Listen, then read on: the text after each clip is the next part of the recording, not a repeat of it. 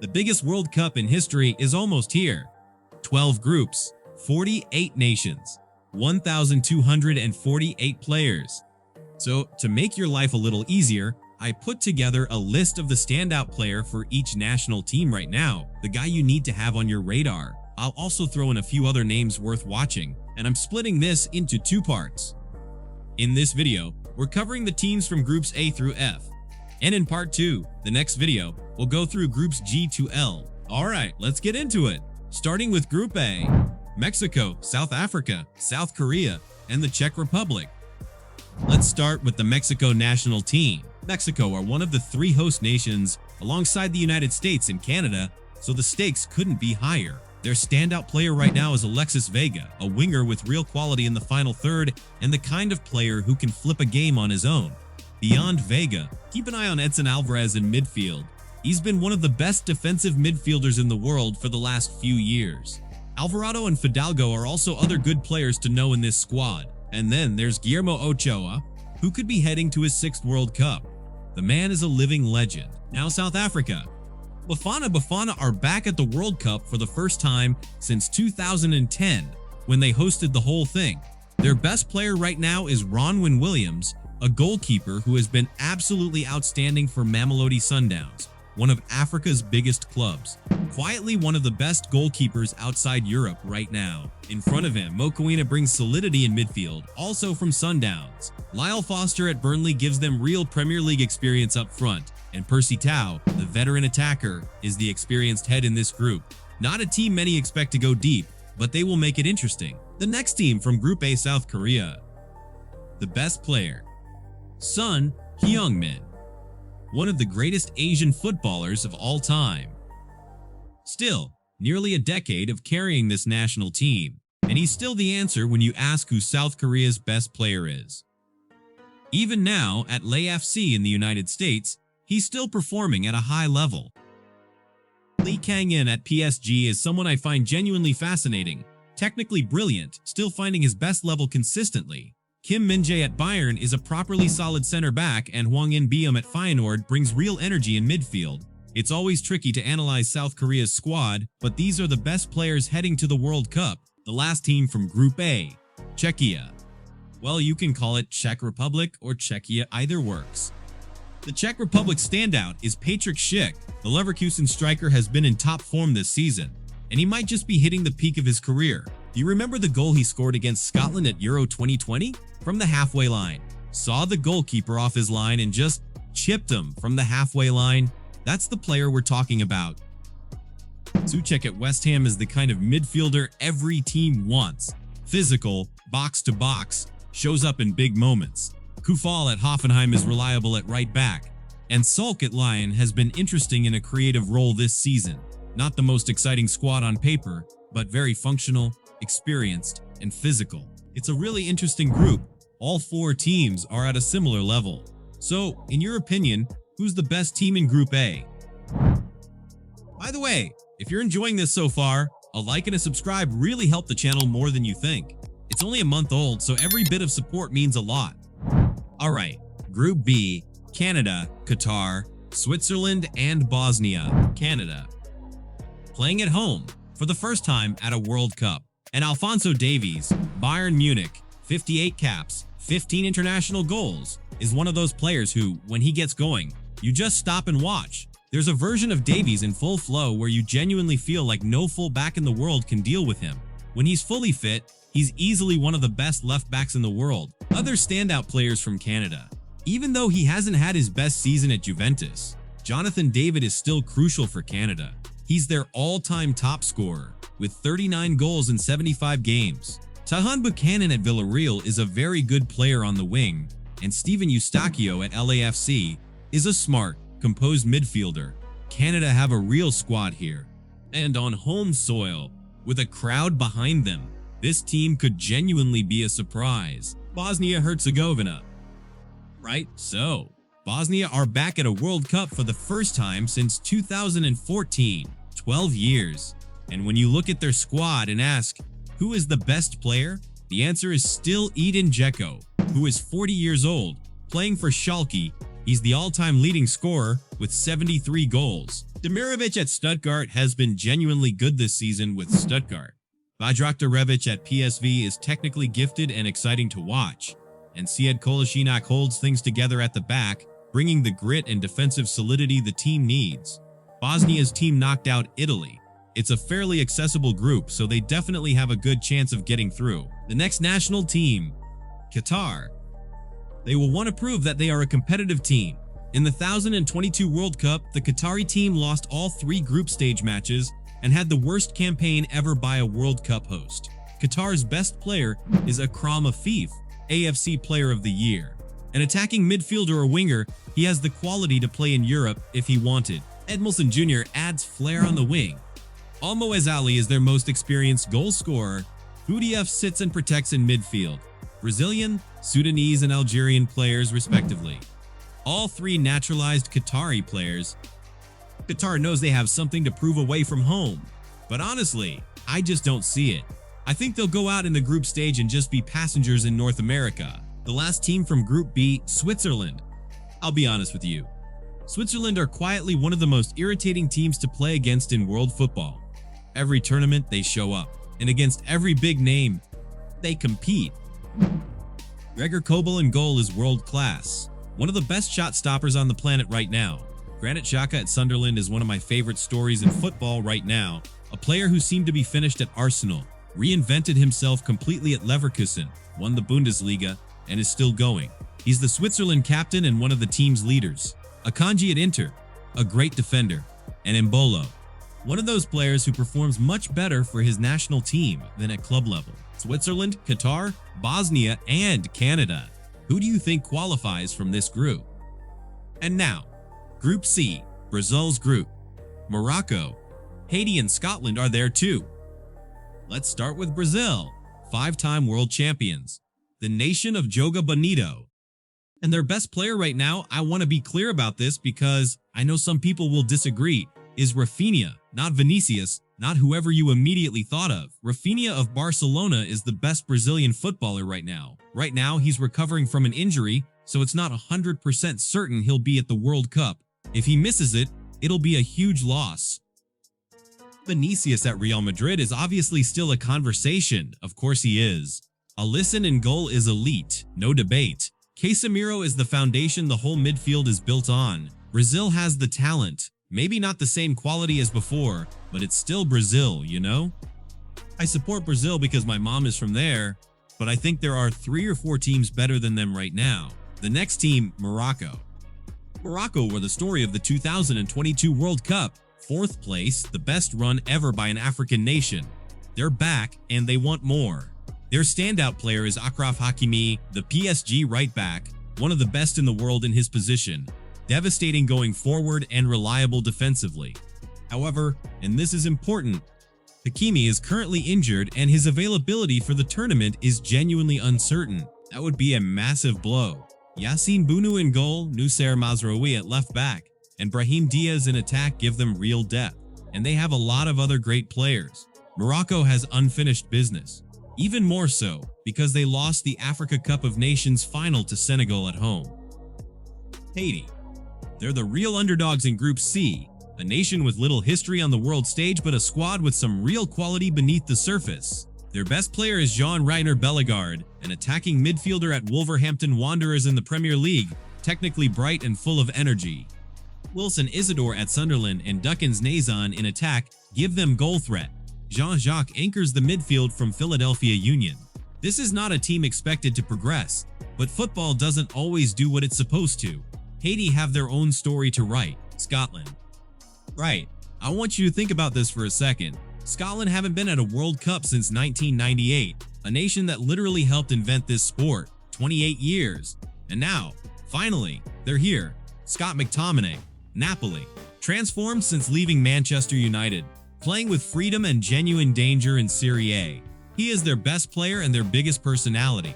John McGinn at Aston Villa, wonderful footballer. Andrew Robertson isn't quite the same player at Liverpool, but he's still one of Scotland's best. Lewis Ferguson at Bologna is a great midfielder. Scotland have real quality. Now the world gets to see it. So, Brazil, Haiti, Scotland, or Morocco, who do you think will make it out of this group?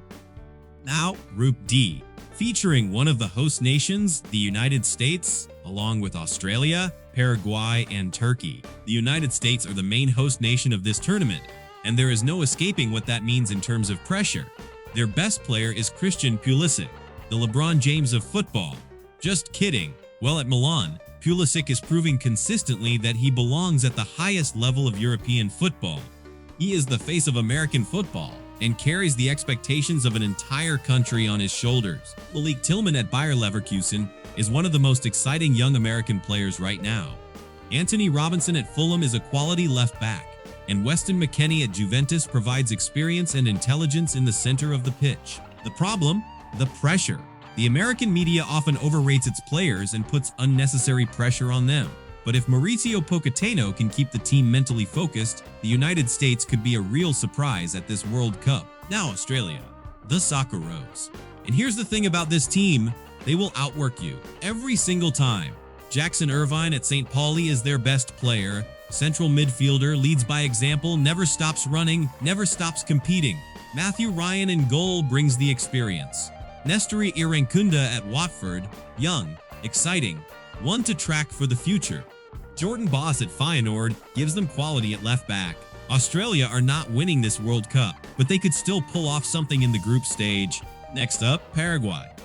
This is a very classic South American team in every sense. Organized, physical, hard to beat, and with that stubborn competitive spirit that makes them uncomfortable opponents for absolutely anyone. Their best player is Julio Enciso, the Brighton lad, now at Strasbourg in France, technically gifted and genuinely exciting to watch. Gustavo Gomez is a legend in South American football, bringing leadership at center back for Palmeiras. Diego Gomez at Brighton is developing well, while Omar Alderete at Sunderland adds real physicality at the back. He's a very solid defender. This is a highly competitive team, and I think they can make it to the next stage. Turkey. Many in the Turkish media say this generation is even better than the one that reached the semifinals at the Korea-Japan World Cup. The team's standout player is Arda Güler, the young Real Madrid talent who, when he plays, looks genuinely special.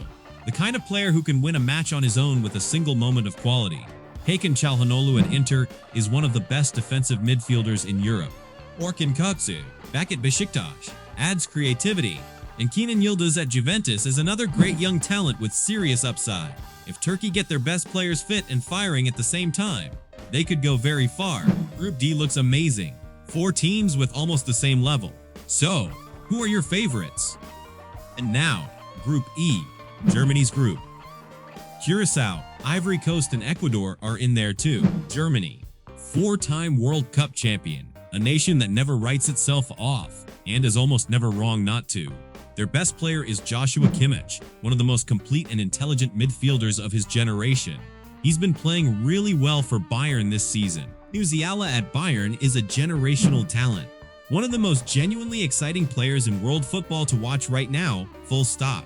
Florian Wirtz at Liverpool, despite not having his best season, is still one of the top number 10s in the world.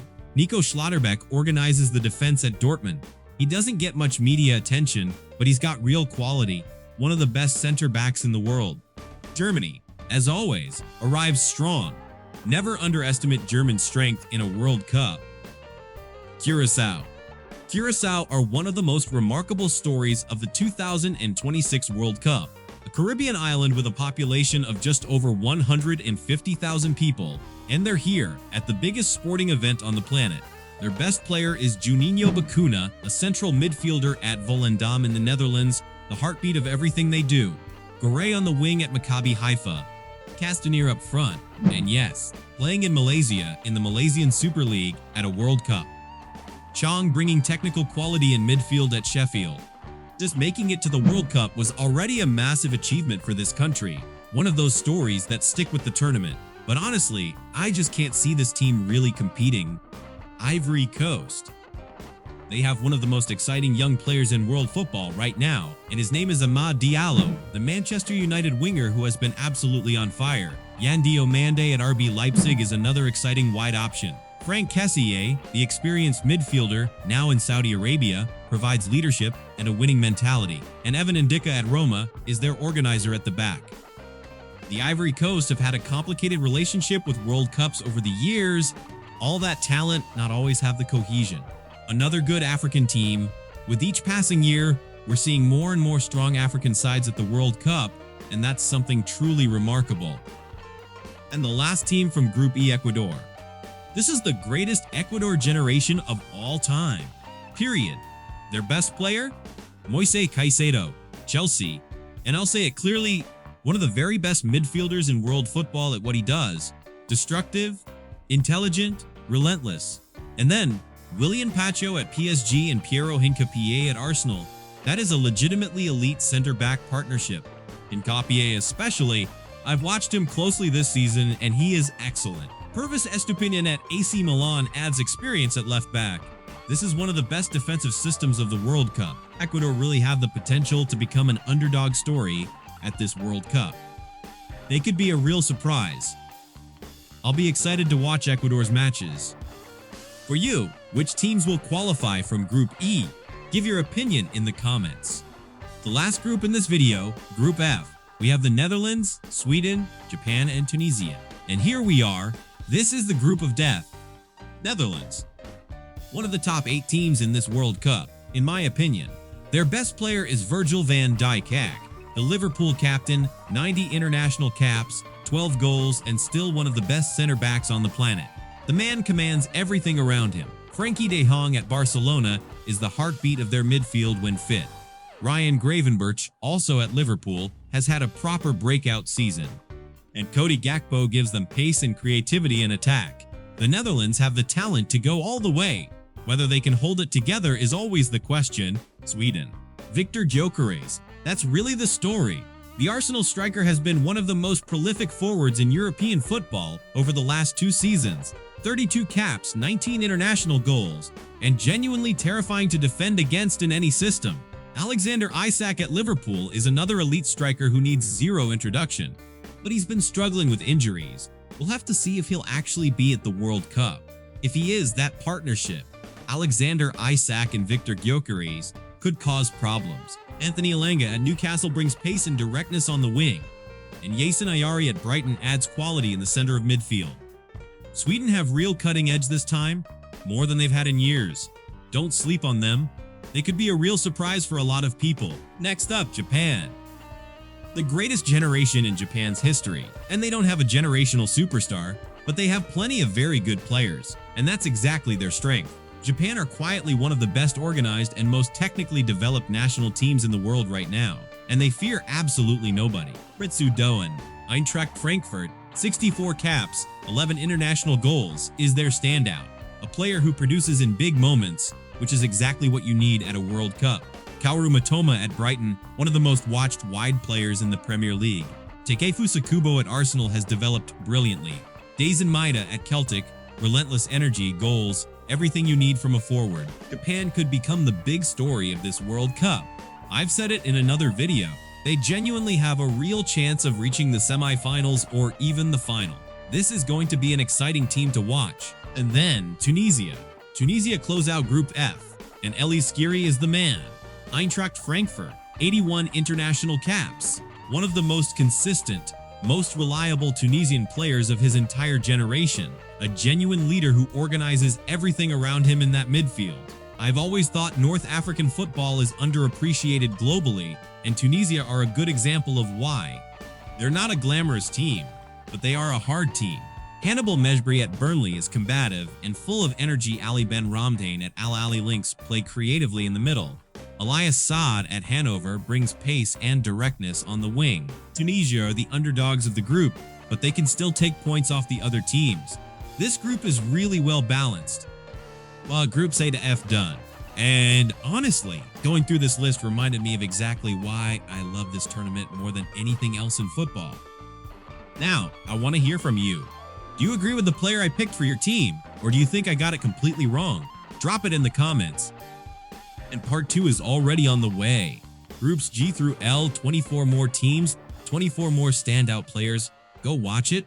See ya!